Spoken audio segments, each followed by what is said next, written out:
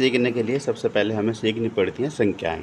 तो इस वीडियो में हम सीखेंगे संख्याएं, जिसमें हम प्राकृत संख्याएं सीखेंगे, पूर्ण संख्याएं, भाज्य संख्याएं क्या हैं, अभाज्य क्या हैं, परिमेय और अपरिमेय में अंतर कैसे करें, ये सभी मैं बताने वाला हूँ, क्लियर करेंगे। और साथ ही इसके बाद करेंगे कुछ क्वेश्चन जो पेपर में पूछे जाते हैं इनसे संबंधित। तो बने रहेगा वीडियो में लास्ट तक।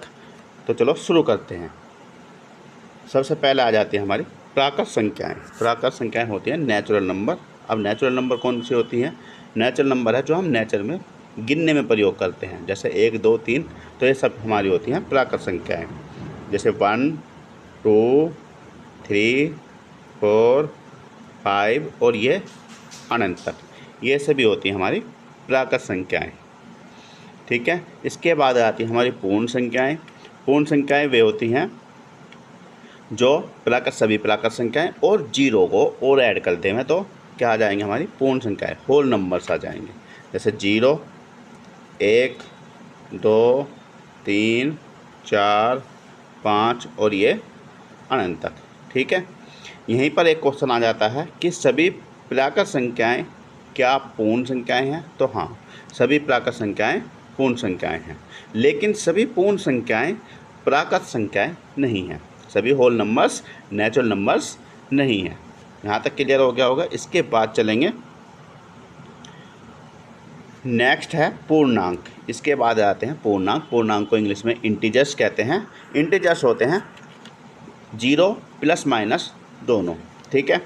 0, 1, 2, 3, 4 और ये अनंत तक। इसी प्रकार माइनस में -1, -2, -3 और ये भी अनंत तक, ये सभी कहलाते हैं हमारे इंटीजर्स, पूर्णांक। ठीक है। 0 plus minus 1 plus minus 2 plus minus 3 और ये अनंत तक, ये सभी कहलाएंगे हमारे पूर्णांक। तो इसमें ही क्वेश्चन बन जाता है, क्या सभी पूर्ण संख्याएं पूर्णांक हैं? तो हाँ, सभी पूर्ण संख्याएं पूर्णांक हैं और सभी प्राकृत संख्याएं भी पूर्णांक है। ठीक है। लेकिन सभी पूर्णांक प्राकृत संख्याएं नहीं हैं और ना ही पूर्ण संख्याएं हैं। इसी प्रकार आते हैं धन पूर्णांक। इन्हें दो भागों में बांटा गया है। एक होते हैं धन पूर्णांक जो पॉजिटिव हैं, वे कहलाएंगे धन पूर्णांक, जैसे 1, 2, 3, 4 और ये अनंत तक। ठीक है। यहीं पर क्वेश्चन आ जाता है कि सभी धन पूर्णांक क्या प्राकृत संख्याएं हैं? तो हाँ, सभी धन पूर्णांक प्राकृत संख्याएं हैं और सभी प्राकृत संख्याएं धन पूर्णांक भी है। ठीक है। निगेटिव में आ जाते हैं। निगेटिव इंटीजर्स में ऋणात्मक ऋण पूर्णांक में माइनस के, जैसे -1, -2, -3 और ऐसे ही करके अनंत तक। ठीक है। ये भी अनंत तक जाएंगे। ठीक है। तो ये कहलाएंगे हमारे ऋण पूर्णांक, नेगेटिव इंटीजर्स। ठीक है।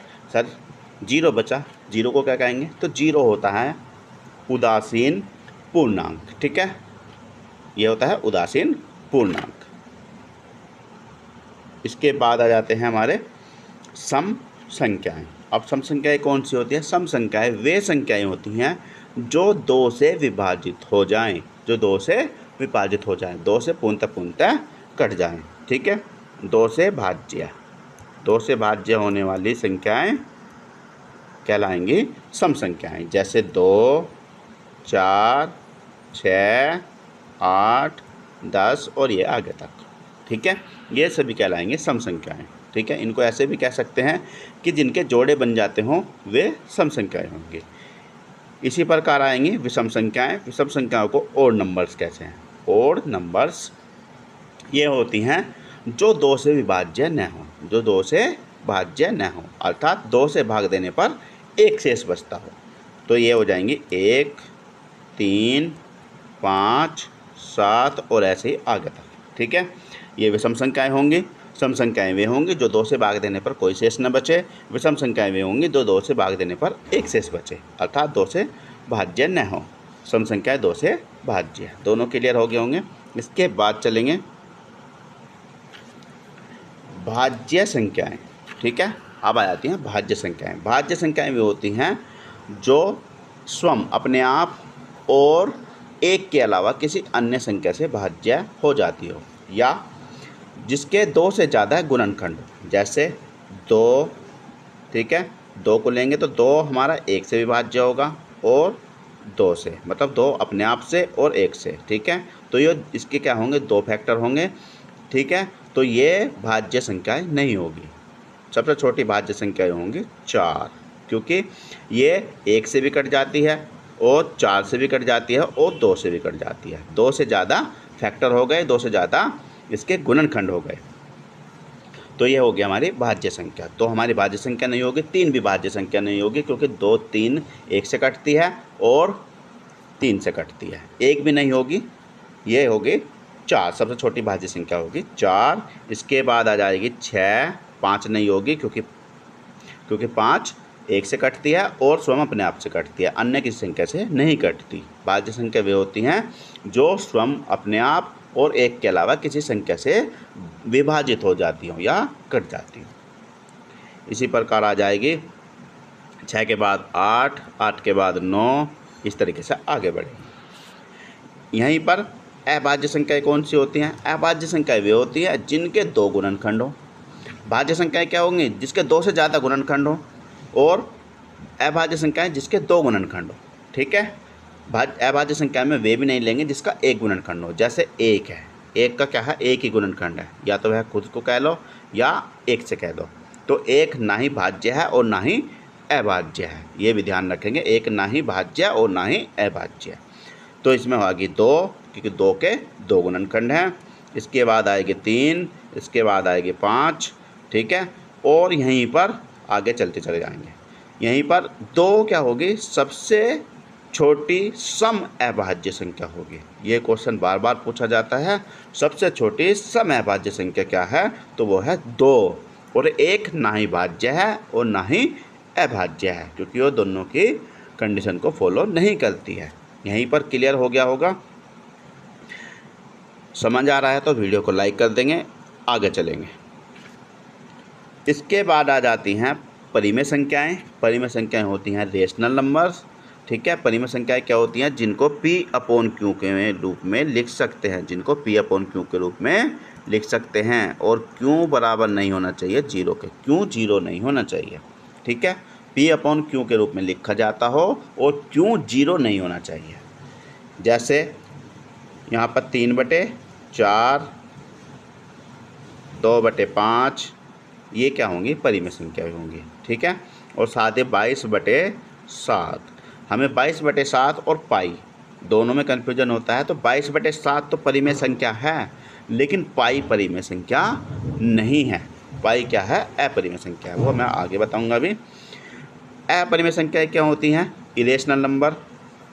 इरेशनल नंबर वे होते हैं जो P/Q के रूप में ना लिखे जाते हों, P/Q के रूप में ना लिखे जाते हों, ठीक है। जैसे रूट में करेंगे 2, सारी अभाज्य संख्याओं को हम रूट में कर देंगे तो अपरिमेय संख्या प्राप्त हो जाएंगी। अभाज्य संख्या मैं पीछे बता चुका हूँ, जिसके 2 गुणनखंड हो, बस 2 से ज़्यादा गुणनखंड ना हो। ऐसे ही 3 को, ठीक है। और पाई भी क्या है? हमारी अपरिमेय संख्या है। यहाँ तक क्लियर?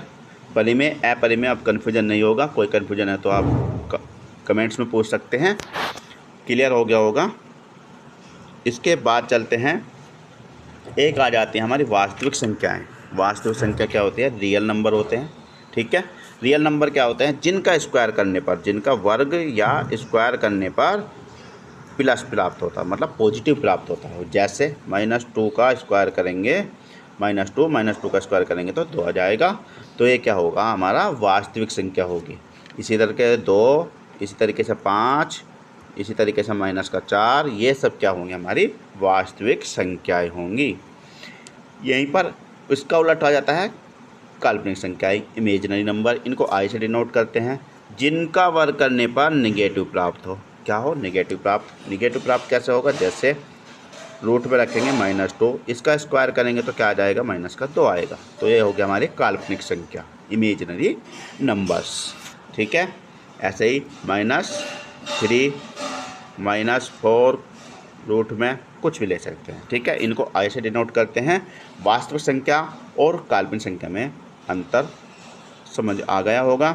वास्तविक संख्या जिनका स्क्वायर करने पर धनात्मक प्राप्त होता हो, और काल्पनिक संख्या वे जिनको स्क्वायर करने पर निगेटिव ऋणात्मक प्राप्त होता हो। तो यहाँ तक क्लियर हो गया होगा। इसके बाद अब करते हैं हम 0 1 2 3 से चलते।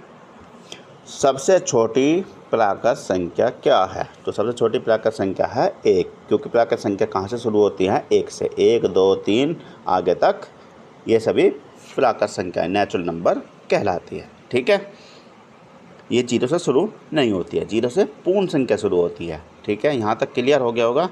इसके आगे चलेंगे नेक्स्ट क्वेश्चन। क्वेश्चन नंबर 2, 0 कौन सी संख्या है? 0 कौन सी संख्या है? तो 0 प्राकृत संख्या है? नहीं, क्योंकि प्राकृत संख्या कहाँ से शुरू होती है? 1 से। पूर्ण संख्या है? तो हाँ, पूर्ण संख्या 0 से शुरू होती है। ठीक है, अभाज्य संख्या नहीं है और अपरिमेय संख्या भी नहीं है, यहाँ पर पूर्ण संख्या होगी। इसके बाद आता है तीसरा क्वेश्चन, निम्न में से कौन सी सम संख्या है? अब सम संख्या क्या होती है? जिसको 2 से भाग देने पर कोई शेष न बचे। ठीक है, 2 से पूर्णतः विभाजित हो रही हो, तो 2 से विभाजित होगी 17 नहीं होगी, 23 भी नहीं होगी, 27 ये हो गई 36। 36 क्या होगी? 2 से विभाजित होगी, तो सम संख्या 36 है यहाँ पर। इसके बाद सबसे छोटी अभाज्य संख्या, सबसे छोटी अभाज्य संख्या। तो सबसे छोटी अभाज्य संख्या क्या है? 2 है। ठीक है, सबसे छोटी अभाज्य संख्या 2 है। 0 भी अभाज्य नहीं है, 1 भी अभाज्य नहीं है। ठीक है, 3 अभाज्य है लेकिन छोटी नहीं है। 2 अभाज्य, तो 2 3 से छोटी है, तो 2 क्या आ जाएगा? इसका आंसर आ जाएगा। 2 सबसे छोटी अभाज्य संख्या है और यहीं पर ये सम संख्या भी है, तो 2 हमारी सम सबसे छोटी अभाज्य संख्या है। इसके बाद चलते हैं नेक्स्ट क्वेश्चन पे। क्वेश्चन नंबर 5, निम्न में से कौन सी परिमेय संख्या है? यहाँ पर परिमेय संख्या बतानी है। ठीक है, तो परिमेय संख्या कौन सी है? परिमेय संख्या जिसको हम P/Q के रूप में लिख सकते हैं। तो 7/3 क्या है? परिमेय संख्या है। यहीं पर 2 पाई 5 अपरिमेय है। इसके बाद आ जाता है छठा क्वेश्चन, √3 किस प्रकार की संख्या है? ठीक है, तो मैंने कहा था जितनी भी अभाज्य संख्याओं को हम रूट में कर देंगे तो वे अपरिमेय होंगी। क्या होंगी? अपरिमेय। ठीक है, प्राकृत संख्या नहीं है क्योंकि 1 2 3 से चलती है। पूर्ण संख्या नहीं है, 0 1 2 3 से चलती है। परिमेय संख्या P/Q के रूप में लिखी जाती हो, P/Q के रूप में नहीं लिख सकते इसको, तो ये होगी अपरिमेय संख्या। याद रखेंगे, इस तरीके से ही पेपर में क्वेश्चन पूछे जाते हैं। इसके बाद आएगा 7वां क्वेश्चन, 1 से लेकर 10 तक कितनी सम संख्याएँ हैं? तो लिख लेंगे सम संख्याएँ क्या हैं? जो 2 से विभाजित हो रही हो। तो 2 हो गई, यहाँ पर 2 और 4 6 8 और 10, 10 तक पूछ रहा है, तो 10 कितनी हो गई? 5 संख्या। तो यहाँ पर आंसर हो जाएगा, आंसर होगा 5। इसके बाद चलते हैं 20 से छोटी अभाज्य संख्याओं की संख्या कितनी है? तो 20 से छोटी अभाज्य संख्या, तो अभाज्य संख्या में कौन सी आती है? अभाज्य संख्या होती हैं 2, फिर आती है 3। ठीक है, जो सम और 1 के अलावा किसी अन्य संख्या से विभाजित न होती हो, वे संख्या होंगी हमारी अभाज्य। तो 2 3 और इसके बाद आती है 5, इसके बाद 7, इसके बाद 11, इसके बाद 13, इसके बाद 15 तो भाज्य है, इसके बाद 17 और 19, ये सभी अभाज्य संख्याएं हैं। तो इनको गिन लेंगे, कितनी है? 1 2 3 4 5 6 7 8। ठीक है, तो 20 से छोटी अभाज्य संख्या कितनी है? 8 है। इसके बाद चलेंगे नेक्स्ट क्वेश्चन, ये किस प्रकार की संख्या है? 0.75 किस प्रकार की संख्या है? 0.75 किस प्रकार की संख्या है? तो इसको हम P/Q के रूप में लिख सकते हैं। कैसे? 0.75 है, इसका पॉइंट हटाएंगे तो बटे में कर लेंगे हम 100 और 25 × 75, 25 चौका 100, तो ये 3/4 आ गया। तो P/Q के रूप में लिखा जा रहा है। तो ये होगी हमारी परिमेय संख्या। क्या होगी? परिमेय संख्या। अपरिमेय संख्या जिनको हम P/Q के रूप में नहीं लिख सकते हैं। प्राकृत संख्या होंगी, बटे में नहीं होती हैं प्राकृत संख्या, 1 2 3 से शुरू होती हैं। और अभाज्य संख्या वे होती हैं जिनके स्वयं और अपने के अलावा कोई गुणनखंड न हो। इसके बाद चलते हैं 10वां क्वेश्चन है, निम्न में से कौन सी संख्या न तो अभाज्य है और न ही सम है। ये पूछ रहा है न ही अभाज्य है और न ही सम है। सम संख्या वे हैं जो 2 से विभाजित होती हैं, यहाँ पर पूछा सम नहीं है तो 2 से विभाजित नहीं, कौन सी नहीं हो रही है, तो 2 से विभाजित 9 भी नहीं हो रही है और 11 भी नहीं हो रही है। अब इसमें देखते हैं अभाज्य कौन सी है। अब 9 तो भाज्य है लेकिन 11 अभाज्य है, तो ये होगा answer 11, option number D right होगा क्वेश्चन नंबर 10 का। इसके बाद चलते हैं नेक्स्ट क्वेश्चन पे। इसके बाद आता है 11वां क्वेश्चन, प्राकृत संख्याओं और पूर्ण संख्याओं में अंतर क्या है। ठीक है, प्राकृत संख्या कहाँ से शुरू होती हैं, 1 2 3 से। प्राकृत संख्या 1 2 3 से, और पूर्ण संख्या होती है 0 से शुरू। ठीक है, तो इनमें अंतर क्या है, 0 1 2 3। यहाँ पर अंतर क्या है, 0 का। ठीक है, तो 0 पूर्ण संख्या है पर प्राकृत संख्या नहीं है, तो ऑप्शन नंबर बी क्या होगा, राइट होगा। उम्मीद है समझ आ रहा होगा। समझ आ रहा है तो वीडियो को लाइक कर देंगे। इसके बाद है पाई प्लस √2 का परिणाम क्या होगा, क्योंकि पाई भी अपरिमेय है, √2 भी अपरिमेय है, तो दोनों को जोड़ के क्या प्राप्त होगा, अपरिमेय ही प्राप्त होगा। परिमेय परिमेय को जोड़ेंगे, अपरिमेय अपरिमेय को जोड़ेंगे तो अपरिमेय ही प्राप्त होता है। इसके बाद चलेंगे 13 क्वेश्चन, 1 से लेकर 15 तक की विषम संख्याओं का योग कितना होगा। सबसे पहले हम 1 से लेकर 15 तक विषम संख्याएं लिख लेंगे। तो विषम संख्याएं कौन सी हैं, जो 2 से विभाजित न होती हो। ठीक है, जैसे 1 और 3 5 7, इसके बाद 9 11 13 और 15। ठीक है, ये सभी क्या है, हमारी विषम संख्याएं हैं। अब इनको हम जोड़ लेंगे। ठीक है, जोड़ने के लिए हम पहले काउंट कर लेंगे कितनी संख्या है, 1 2 3 4 5 6 7 8, ये हैं 8 संख्याएं। तो हम क्या करेंगे, सबसे लास्ट वाला नंबर और सबसे पहला वाला नंबर हम जोड़ लेंगे। सबसे पहला और लास्ट कितना हो जाएगा, 16, और गुना कर देंगे 8/2 से, क्योंकि कितनी संख्याएँ हैं, 8। ठीक है, जितनी संख्याएँ हैं उसके बटे 2 कर देंगे, तो इससे काटेंगे तो क्या आ जाएगा, 4 आ जाएगा, और 16 चौका 64, तो इसका आंसर होगा बी। ठीक है, एक बार और देख लेंगे। सबसे पहले हमने संख्याएं लिख ली 1 से लेकर 15 तक, ये संख्याएं हैं हमारी 8। ठीक है, तो हम लास्ट वाले नंबर को जोड़ेंगे और पहले वाले नंबर को जोड़ेंगे, तो आ जाएगा 16, और जितनी संख्याएं हैं n का मान है उनके बटे 2 कर देंगे, तो इसको सोल्व करने पर हमारा 64 प्राप्त हो जाता है। इसके बाद देखेंगे 14 क्वेश्चन, 4/8 कौन सी संख्या है। 4/8 कौन सी संख्या है, तो ये है P/Q के रूप में लिखी है, तो ये है हमारी परिमेय संख्या। ठीक है, ये क्या है, हमारी परिमेय संख्या है, P/Q के रूप में लिखी जाती है तो परिमेय संख्या होती है। इसके बाद है निम्न में से कौन सी संख्या प्राकृत, पूर्ण और सम तीनों है। ठीक है, प्राकृत संख्या भी होनी चाहिए, पूर्ण भी होनी चाहिए और सम भी होनी चाहिए। सबसे पहले हम सम छांट लेंगे, सम कौन सी है। ठीक है, एक सम नहीं है, सम वे होती हैं जो 2 से विभाजित होती हों, बस ओनली क्या है, 2 क्या है, सम संख्या है। ठीक है, यहीं पर क्लियर हो गया। ये प्राकृत संख्या भी है क्योंकि 1 से लेकर शुरू होती है, 1 2 3। पूर्ण संख्या भी है, 0 1 2 3 होती है, तो इसमें ऑप्शन नंबर 2 क्या होगा, सही होगा। इसके बाद 16 क्वेश्चन, 1 से लेकर 20 तक कितनी अभाज्य संख्याएं हैं। तो इनकी सबकी अभाज्य संख्याएं लिख लेंगे। अभाज्य संख्याएं कौन सी हैं, सबसे पहली अभाज्य संख्या है 2, फिर है 3, फिर है 5, फिर 7, फिर 9 तो नहीं है, 11 है, इसके बाद 13 है, 13 के बाद 15 तो भाज्य है, और इसके बाद 17 है और 19 है। अब इनको गिन लेंगे, 1 2 3 4 5 6 7 8, कितनी है, 8। ठीक है, ये क्वेश्चन शायद रिपीट हो गया है। इसके बाद चलेंगे √3 कौन सी संख्या है। अब रूट देखकर परिमेय नहीं लगाना है। ठीक है, क्योंकि √9 का मान क्या है, 3 है, और 3 को क्या लिख सकते हैं, बटे 1 करके लिख सकते हैं, तो P/Q के रूप में लिख सकते हैं, तो ये होगी परिमेय संख्या। ठीक है, और 3 है तो पूर्ण संख्या भी है, परिमेय संख्या और पूर्ण संख्या भी है, क्योंकि पूर्ण संख्या कहाँ होती है, 0 1 2 3। ठीक है, रूट देखकर कंफ्यूज नहीं होना है। ठीक है, यदि वो रूट से बाहर आ जाती है तो वो होगी परिमेय संख्या।